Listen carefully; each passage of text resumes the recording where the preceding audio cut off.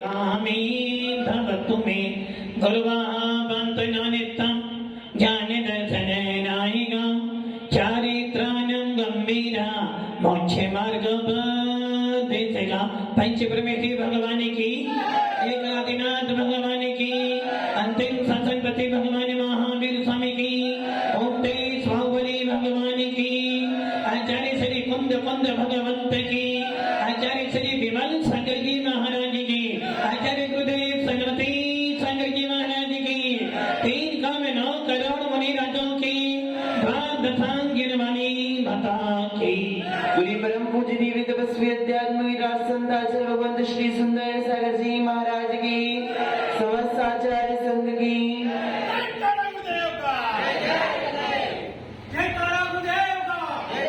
भव्य आत्मा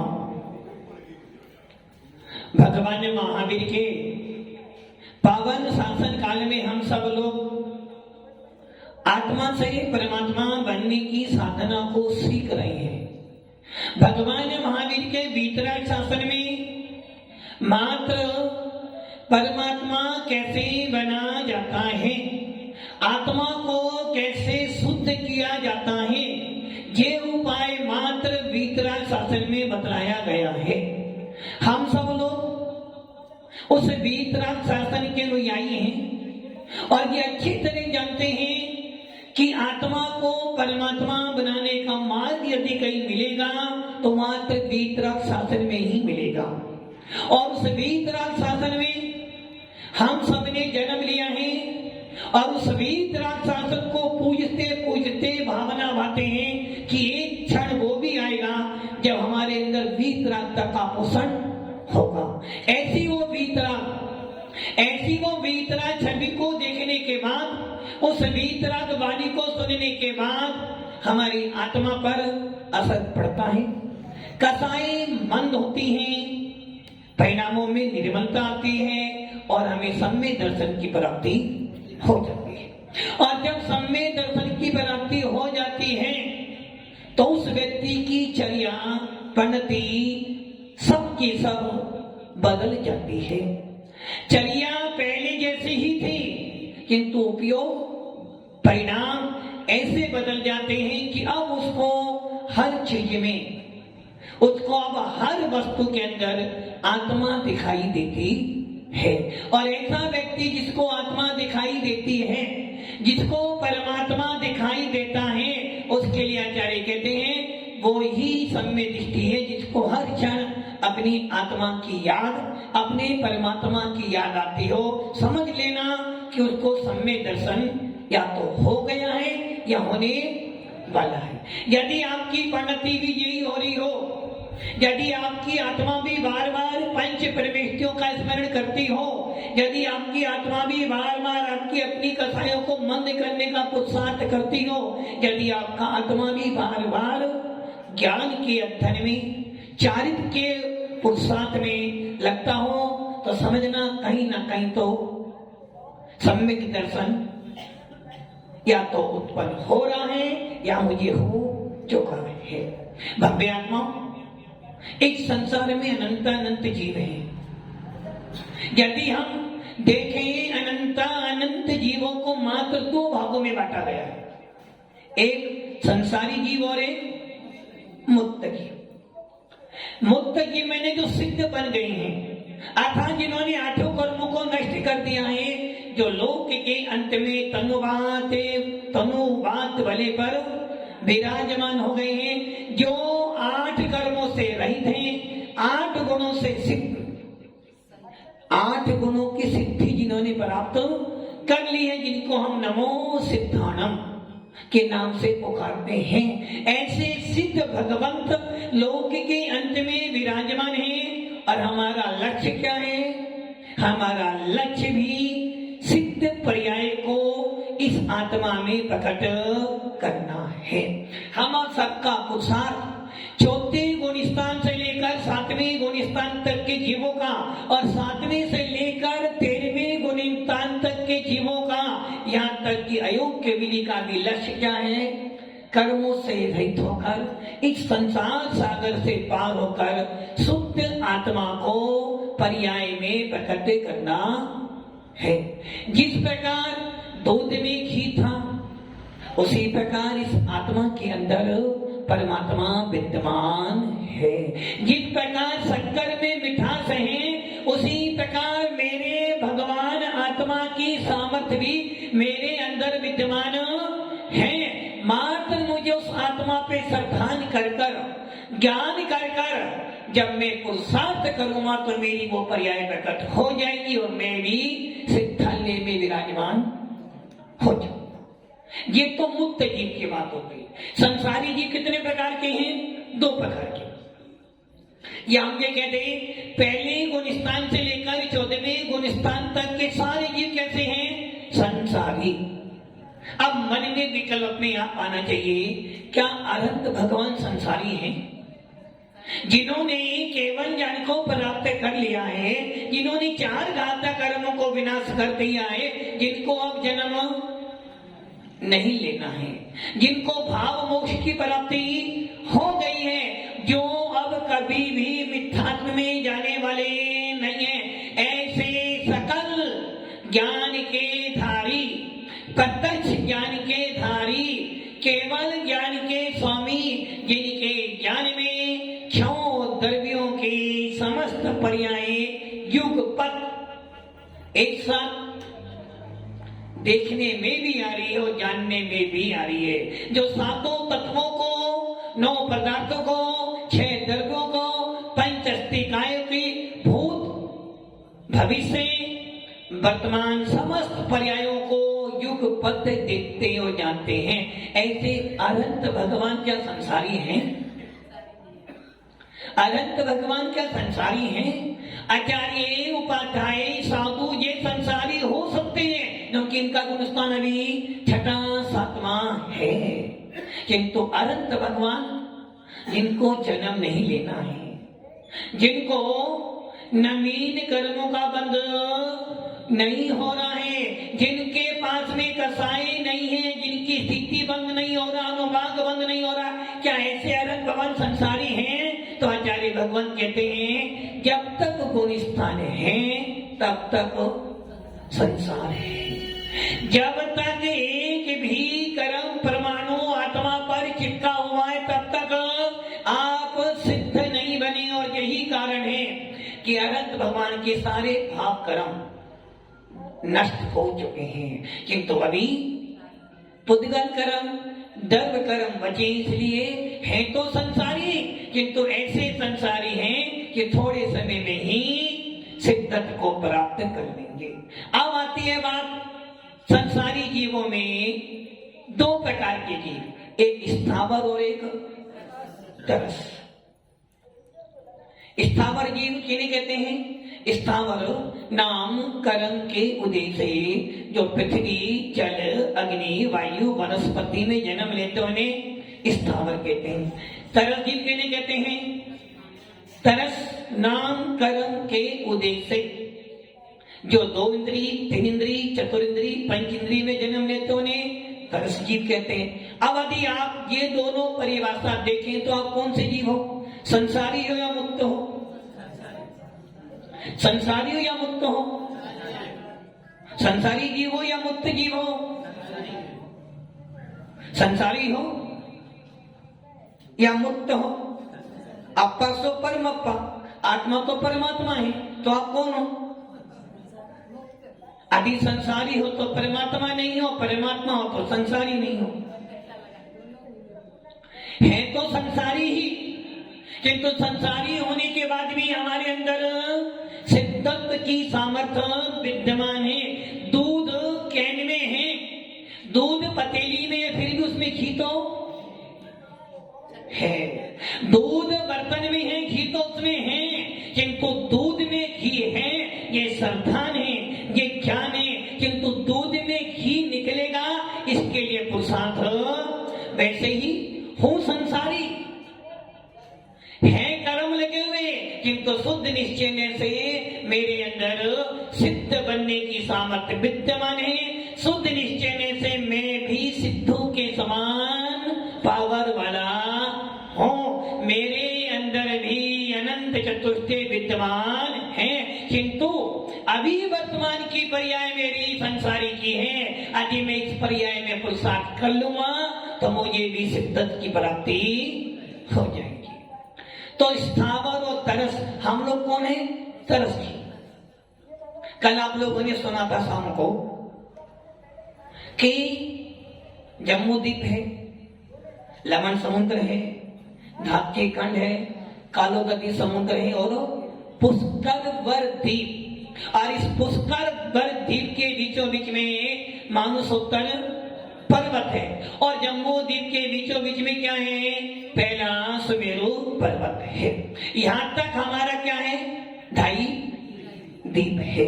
इस मानसोत्तर पर्वत तक इस मध्य लोक में मनुष्य भी रहते हैं, तिर्यंच भी रहते हैं और देव भी, चारों निकाय के देव भी रहते हैं। क्योंकि मध्य लोक में भवनवासी देव भी आते हैं, वेंतर देव भी आते हैं, ज्योतिष देव तो आते ही आते हैं और बेमानी देव भी। अब इस 2.5 द्वीप के आगे असंख्यात द्वीप समुद्र भी विद्यमान है। और जब सुमेरु पर्वत पर, जो विदेश क्षेत्र में स्थित है, उस सुमेरु पर्वत पर जब भारत एरावत क्षेत्रों के तीर्थंकरों का या पूर्व विदेश या पश्चिम विदेश के तीर्थंकरों का अभिषेक होता है तो वो देवता कहां से जल लाते हैं? क्षीर सागर। क्षीर मैंने दूध, क्षीर सागर अर्थात उस क्षीर सागर का जल जो दूध के समान दिखाई देता है, जिस जल का स्वाद दूध के जैसा है, उस क्षीर सागर जल से जिनेंद्र देव का जो अभी जन्म लिया है, ऐसे जन्माभिषेक में उनका अभिषेक किया जाता है। और उस 2.5 द्वीप के आगे असंख्यात द्वीप समुद्र है, जिसमें से सबसे अंतिम द्वीप है शंभु रमण द्वीप और समुद्र। और उस शंभु रमण द्वीप के बीचों बीच में स्वयंवर नाम का पर्वत है। उस पर्वत के भार अर्थात उस पर्वत के एक छोर पर जगन्य भोग भूमि और दूसरी तरफ जहां पे शंभु रमण समुद्र है वहां तक करम भूमि है। और उस करम भूमि में 1 इंद्रिय जीव भी है, 2 इंद्रिय जीव भी है, 3 इंद्रिय जीव भी है, 4 इंद्रिय भी है और 5 इंद्रिय तिर्यंच भी विद्यमान देव लोग भी वहां जाते हैं। ऐसे उस असंख्यात द्वीप समुद्रों में जगन्य भूमि और उस अंतिम आगे द्वीप में पूरे समुद्र में करम भूमि विद्यमान, जहां पर पंचम कोनिस्थान तिर्यंच भी पाए जाते हैं। अब यहाँ पर सवाल ये उत्पन्न होता है कि जिस जल से जिनेंद्र देव का अभिषेक किया था वो क्षीर सागर का जल था, और जब अभिषेक किया गया था तो इतना अभिषेक हो गया था कि पूरी की पूरी समुद्र जैसा वो जल से भर गया। 1008 कल्पों से अभिषेक हुआ। देवता लोगों ने उसमें स्नान कर कर अपनी आत्मा को पवित्र किया, ऐसा आदिनाथ पुराण में आचार्य जिनसेन स्वामी लिखते हैं। अब सवाल आता है कि हम लोग मध्य लोक में रहते हैं, कहाँ रहते हैं? मध्य लोक में रहते हैं। और उस मध्य लोक में भी जम्बूद्वीप के अंदर भी आर्यखंड के अंदर पहले भरत क्षेत्र के आर्यखंड, और आर्यखंड के अंदर हमारा एक छोटा सा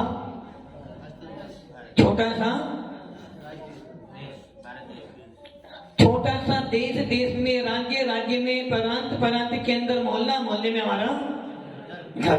और हम प्रतिदिन मंदिर जाते हैं, और जबकि हमारा धर्म कहता है हिंसा परमो धर्म। अब सवाल उत्पन्न होता है, जब हम यहाँ जिनेंद्र देव का अभिषेक करते हैं तो क्या हम जीवों की हिंसा करते हैं? जल, अग्नि, वायु, वनस्पति, ये 5 स्थावर जीव हैं। और जब आप पूजा करते हो, उस समय पूजा करने के लिए आपने सामग्री धोई, तो आपने किसी जीव की हिंसा की?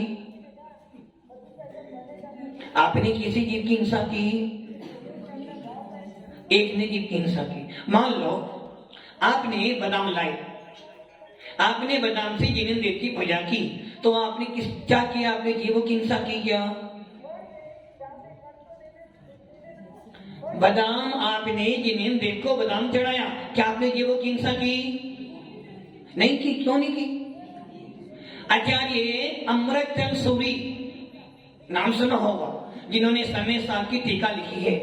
आचार्य अमृतचंद सूरी ने पुरुषार्थ सिद्धि उपाय लिखा है, और उस पुरुषार्थ सिद्धि उपाय के अंदर एक श्लोक लिखा, उसमें लिखा है कि जो श्रावक हरी वस्तु खाता है,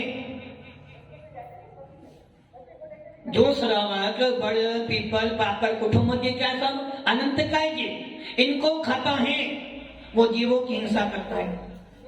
त्याग जब किया जाता है तो इच्छाओं को रोकने के लिए किया जाता है, न कि इच्छा निरोधा तपा, इच्छाओं को रोकने के लिए तब किया जाता है। मान लो जो लोग हरी सब्जियां खाते हैं पत्ती वाली, अब उन्हें पता है चतुर्मास आने वाला है, तो क्या करते हैं?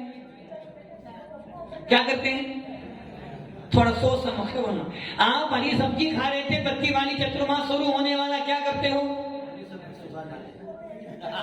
हाँ, अब उत्तर आया कि आप सोचते हो 4 महीने तो हरी खानी नहीं, और यदि सोमवार आएगा तो क्या करेंगे? तो एक काम करते हैं, हरी पत्तियों को सुखा लेते हैं, सुखा कर खाते करते हो ना।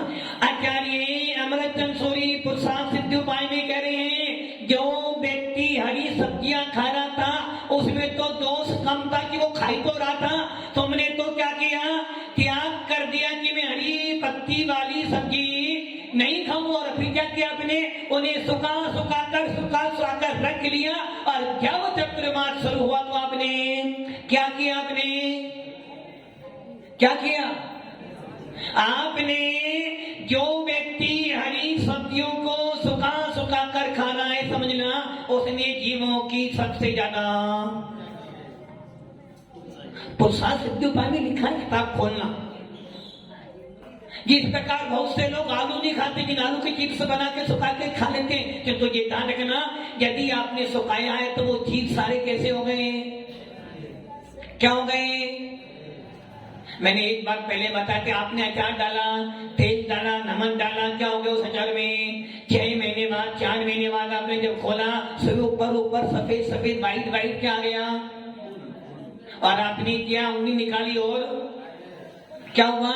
वो अचार नहीं था, अनंत जीवों का केवल था, जिसमें 2 इंद्रिय जीव भी थे, तरस जीव भी भरे पड़े थे, और एक इंद्रिय तो क्या कह रहे हो? अचार का स्वाद, अचार भूत, वो स्वाद अचार का नहीं, वो जीवों के क्लेवर का स्वाद। और आपका त्याग क्या है? मद मांस मधु का त्याग। अब मेरा सवाल आपसे, आपने बादाम चढ़ाया पूजा में, तो आपने जीवों की हिंसा की? क्या की? बादाम तो सूखा बादाम था, बादाम तो गोला चढ़ाते ना, सूखा गोला, वो क्या है? गोला सूखा ही तो है ना। कौन सी इंद्री है? एक इंद्री है ना। वो गोला पहले गीला था, आपने सुखाया तो क्या कर दिए सारे जीव? फिर क्या बोल रहे हो? तुम बिन में व्याकुल भय हो, जैसे जल बिन मीन, जन्म जरा मेरी हरो, करो मोहि स्वाहा। पति पे बहुत पावन किए, गिनती कौन करे, अंजन से तारे प्रभु, जय जय जय जिन। और आपने क्या चढ़ाया है? जो व्यक्ति लौंग चढ़ाते हैं, लौंग क्या थी पहले? हरी ही थी, सुखाया, उसके बाद आपने लौंग चढ़ाई। सुपारी पहले गीली थी, गीली से तो क्या हुआ? अब देखो, आचार्य कुंद स्वामी, आचार्य भट्टके स्वामी, आचार्य नेमिचंद सिद्धांत चक्रवर्ती देव अपने कर्मकांड में, अष्टप्रौढ़ में, अदमूलाचार में, तरस जीव कितने प्रकार के होते हैं? पृथ्वी, जल, अग्नि, वायु और वनस्पति। अब जल के 4 भेद, पृथ्वी के 4 भेद, अग्नि के 4 भेद, वायु के 4 भेद और वनस्पति के 4। जल, जलकाय, जलकाई, जलजीव। पृथ्वी, पृथ्वीकाय, पृथ्वीकाई, पृथ्वी जीव। अग्नि, अग्निकाय, अग्निकाई, अग्निजीव। वायु, वायुकाय, वायुकाई, वायु जीव, वनस्पति, वनस्पति काय, वनस्पति काई और वनस्पति जीव। अब बात करते हैं पहले जल से ही। जो जल कुएं में है उसमें जीव है या नहीं है? जो जल कुएं में है, जो जल बावड़ी में है, जो जल हैंडपंप में है, जो जल जमीन के अंदर है, जिसको आप बटन दबाने से लाते हो, उसमें जीव है या नहीं है? क्योंकि उसका जल कायिक, जल ही जिसका शरीर है, अर्थात स्थावर नाम कर्म के उदय से एक इंद्रिय में जो जल है, जल ही जिसका शरीर है, उसको कहते हैं जल कायिक। नंबर 2 पर आता है जल जीव। कौन सा जीव? जल जीव, अर्थात जिस जल कायिक के जीव ने अपनी जल कायिक की पर्याय को छोड़ दिया है और अब पुनः वो जल काय में जन्म लेने के लिए जा रहा है, अर्थात जो जीव अभी एक पर्याय को छोड़कर नवीन पर्याय को धारण करने जा रहा है, उसे कहते हैं जल जीव। अर्थात मान लो कोई जीव यहां से मरा और मरने के बाद उसको जल कायिक में जन्म लेना है, तो 1 2 3 बिगड़े गति कितने समय की होती है? 1 2 3 वनहर का 3 समय तक वो कार्य करता है बिगड़े गति में। तो जो जीव अभी एक शरीर को छोड़कर नवीन शरीर को धारण करने जा रहा है, उसे कहते हैं बिगड़े गति में स्थित जीव। तो वो कौन हो गया? आपका जल जीव। उसमें आत्मा है, वो जीव है क्या? चेतन है अचेतन है? वो चेतन है, उसमें जीव है। क्या उसे मार सकते हो आप? क्यों? क्योंकि बिगड़े गति वाला जीव हमें दिखने वाला, इसलिए उसे हम मार नहीं सकते। तो ये तो जल जीव गया। अब अच्छा जल काई, जल काय जो जल काई शरीर को छोड़ चुका है, जिसमें अब जल काई जीव अर्थात जिसमें अब एक इंद्रिय जीव नहीं है, वो कौन सा जल हो गया? जो जल आपने गर्म कर लिया है, जो जल आपने छान लिया है, जो जल में आपने कुछ मिला दिया है, वो जल कौन सा हो गया? जल काय। अब कौन सा जल बचा? एक जल बचा, जल बचा। आपने कुएं के अंदर बाल्टी डाली, कल भी इस पे चर्चा हुई थी। आपने जैसे ही कुएं में ऊपर से बाल्टी कैसे डाली? धीरे से डाली, जीव नहीं मरेंगे, एकदम धीरे से डाली। जैसे ही बाल्टी दी आपने कुएं में, ठम आवाज आई ना। और जब आप पानी लेने के लिए प्रयास करो तो 2-3 बार उस बाल्टी को, तो समझना जैसे ही बाल्टी कुएं में गई, जल काई जीव सारे सुहा हो गई। अब आपने वो बाल्टी का पानी आपकी बाल्टी में, कुएं का पानी आपकी बाल्टी में आ गया है। एक पानी बाल्टी के अंदर और एक पानी कुएं के अंदर है। बाल्टी कुएं के अंदर ही है अभी, किंतु पानी किसमें आ गया आपको? और आपने थोड़ी सी वो बाल्टी ऊपर ले ली। अब बताओ जल, जो जल कुएं के अंदर है और जो जल बाल्टी के अंदर, दोनों में अंतर क्या है? दोनों एक इंद्रिय है, दोनों एक इंद्रिय है। पंकज हाँ, दोनों एक इंद्रिय है। जो कुएं में पानी है वो एक इंद्रिय है, किंतु जो बाल्टी में पानी आया है उसमें अब जल काई जीव नहीं है। अभी आपने छाना नहीं है, अभी आपने पानी छाना नहीं, किंतु जैसे ही बाल्टी डाली थी सारे जल काई वो हट गए, मर गए। और आपने जैसे ही बाल्टी में पानी भर लिया, उस बाल्टी में क्या हो गया? कुएं के पानी में तो वो जल काई जीव एक शरीर वाला था, तो उसमें तो जीव था, किंतु जो बाल्टी में पानी आया वो कैसा हो गया? आपका जीव जल काई जीवों से रहित हो गया। आपने बाल्टी ऊपर लाई, अब आपने पानी छाना। पानी क्यों छाना आपने? अब जो बाल्टी में पानी है वो कौन सी इंद्रिय है? एक इंद्री, कौन सा इंद्री हो गया? जो पानी बाल्टी में है वो कौन सी इंद्री है? वो कोई इंद्री नहीं है,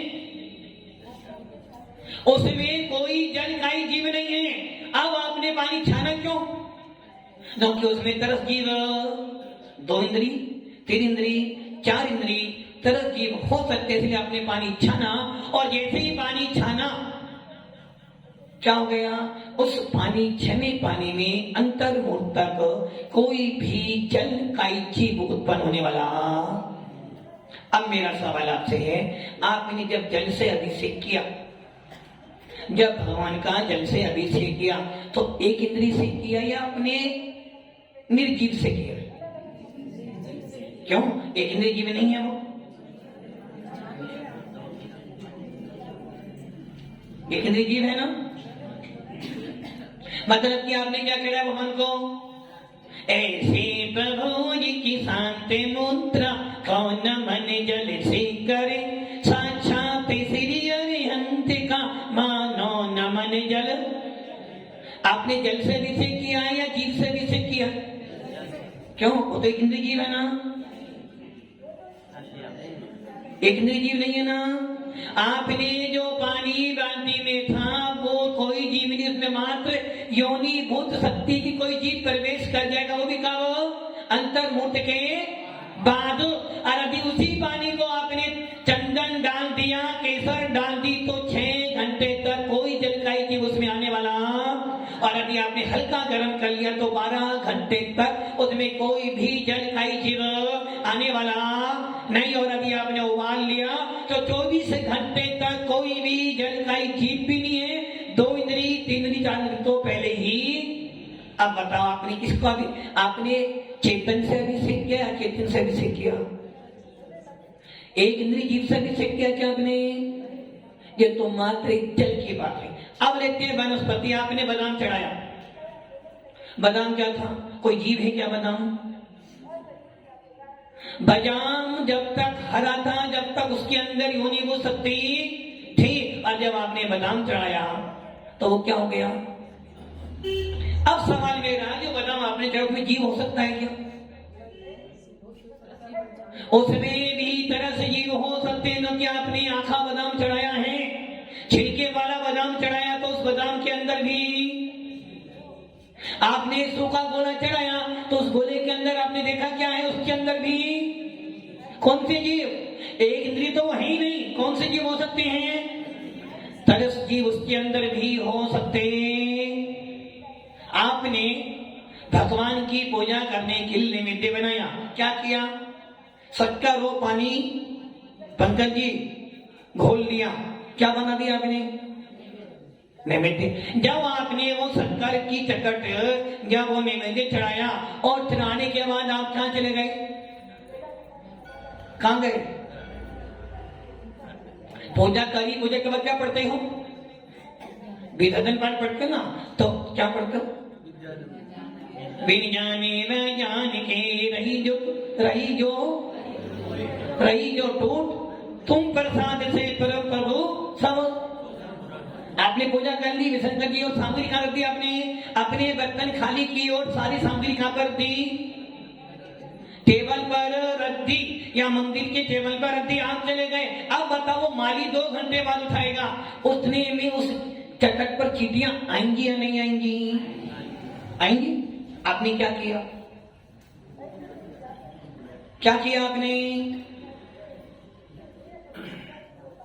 जब आपने पूजा की थी, भाव क्या थे आपके? आपने जिनेंद्र देव का जल से अभिषेक किया। अभिषेक करने के बाद मार्जन किसने किया? मार्जन किसने किया? सतीश जी मार्जन किया आपने। मार्जन कौन करेगा? पुजारी। अभिषेक कौन करेगा? अभिषेक पुजारी करेगा, मार्जन सतीश जी करेंगे। नहीं, तारक जी अभिषेक किसने किया? मैंने नहीं, आपने किया। मार्जन कौन करेगा? पुजारी। जब आपने अभिषेक किया था, आपने क्या भावना भाई थी कि जिस प्रकार क्षीर सागर के जल पे सौदामिंद्र भगवान का अभिषेक करता हूं, उसी प्रकार मैं भी आज जिनेंद्र देव का अभिषेक कर रहा हूं। आपने 1 कलश, 2 कलश, 3 कलश डाले और आप कहां चले गए? तुम भी में व्याकुल भयो, अब घर की याद आई, अब घर चले गए। उस माली अब क्या हो गया? पुजारी आया, उसने भगवान का क्या किया? मार्जन किया। और जब उसने मार्जन किया तो क्या किया? मार्जन करते करते थोड़ा सा पानी उसने, तो कि उसे क्या करना है?